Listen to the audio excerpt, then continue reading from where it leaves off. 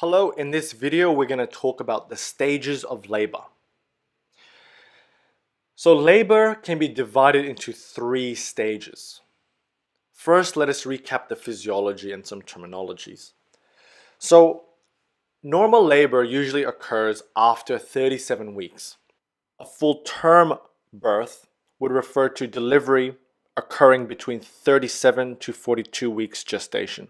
But during certain situations, during certain circumstances, labor might occur before 37 weeks. If it's before 37 weeks, we call this premature labor. Now remember, labor is divided into three stages: stage 1, stage 2, and stage 3. Now let's just say a woman is going into labor. She's about to deliver. What is happening? Well, she will enter stage 1 of labor. Stage 1 of labor can be divided into two phases: the latent, also known as the initial phase, and the active phase. So when labor begins, the cervix is actually being stretched by the baby due to release of certain factors. The stretching of the cervix will actually send signals to the brain. It will send signals to the hypothalamus and the posterior pituitary gland to release a hormone called oxytocin. Oxytocin will travel to the uterus via the blood and start stimulating uterine contractions. What's more, when the fetus or the baby is ready to go out, it will also release things from itself, which will also stimulate the placenta to secrete chemicals called prostaglandins. And these prostaglandins will stimulate uterine contraction as well. So with all this uterine contraction by the oxytocin and by the prostaglandin, the cervix will actually slowly stretch out even more, and the cycle continues. It's a positive feedback loop. The contractions of the uterus are more constant. They come in waves, regular rhythm. The contractions during labor is actually defined as being regular, painful contractions.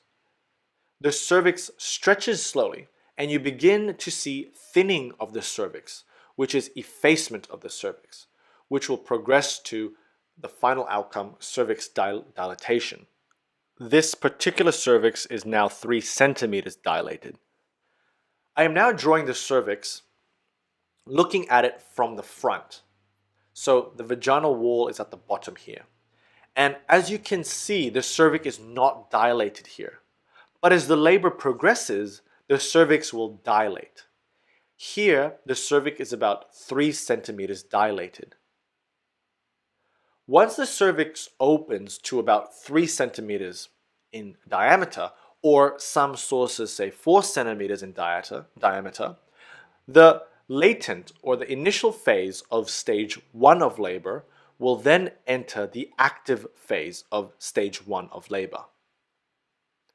In the active phase of stage 1 of labor, the cervix will just continue to dilate. The contractions are regular and more painful. The cervix is said to be fully dilated when it is 10 centimeters. This is where you can see crowning of the baby's head. So looking at the cervix from the front again, here you can see the baby, the placenta, and the uterus. The uterus is where the baby is in. And this is crowning, where the cervix is fully dilated and you can see the head of the baby coming down. And this is the vaginal wall. It is really important to know that babies usually are delivered head first. But in some situations, the foot or the legs can come first. This is called breech position.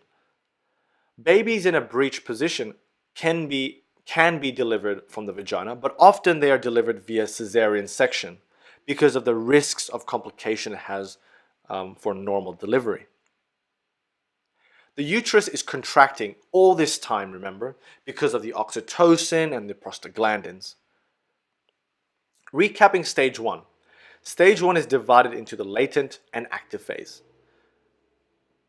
Regular painful contractions with thinning, effacement of the cervix is what happens in stage 1 until the cervix reaches 10 centimeters dilatation, or full dilatation of the cervix. After stage 1, the labor will progress to stage 2. And stage 2 is from full cervix dilatation until the baby is born. Basically, in stage 2 of labor, this is where the mother is delivered from the baby.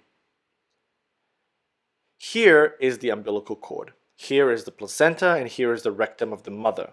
And here you have a fully dilated cervix, which is about 10 centimeters in diameter. During this time, the uterus is still having regular painful contractions. Once the baby is born, the labor will then enter stage 3. Stage 3 of labor is essentially the delivery of the placenta. And here is the umbilical cord, which is the connection between the baby and the placenta. In stage 3 of labor, the placenta is slowly detaching from the uterine lining. The uterus is still contracting at this stage. And actually, during this time, the mother is given an injection to stimulate the delivery of the placenta. The placenta has to be carefully delivered because it can cause hemorrhage if not delivered properly. Once the baby is out, of course, clamps are put on either side of the umbilical cord, and then the umbilical cord is cut. It is also routine to get bloods from the umbilical cord for analysis of pH. Blood is taken from the umbilical artery and the umbilical vein. Thank you for watching.